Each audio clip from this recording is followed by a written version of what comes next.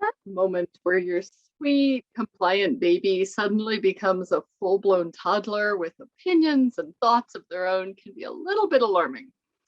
So the first thing we want to remember if we're in this phase is that this is good and normal, and this is what we want. We want a child who can eventually express thoughts and opinions and stand up for themselves and say no to things.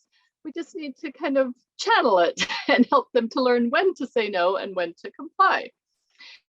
So the first thing we're going to do in creating a plan to deal with this stage is to toddler-proof the home.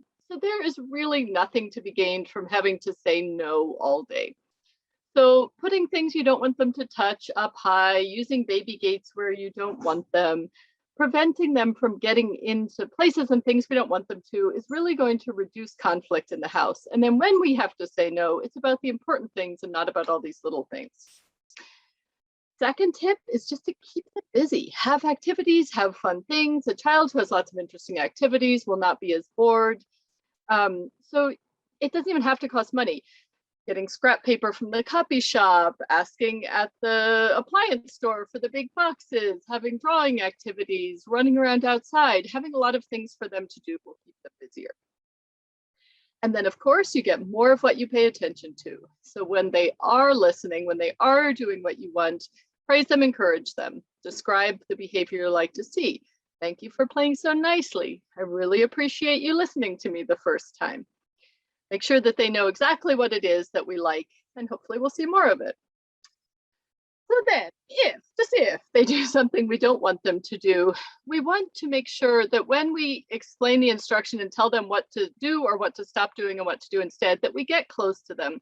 Yelling from across the room is not helpful. So get close and tell them exactly what to stop doing and what to do instead in a firm, calm voice. Please stop pulling the cat's tail. You can pet the cat instead. Stop touching the buttons on the TV. Come play over here while you watch TV. So we're going to be very specific and very clear on what we want, all while we're standing there.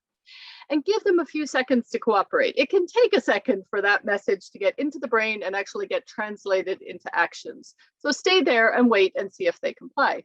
If they do what you asked, we're going to, of course, praise them. Thank you for listening to me.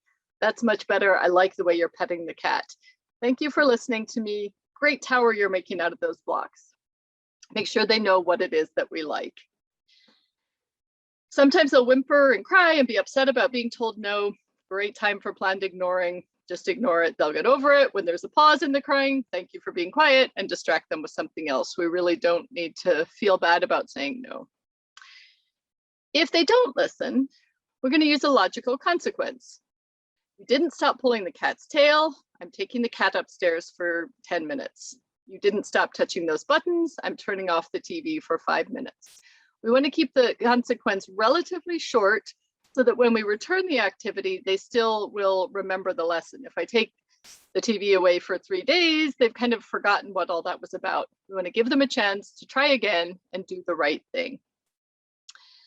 If this isn't working, if you need to do it too frequently, or if you just can't come up with a logical consequence, we do suggest a timeout.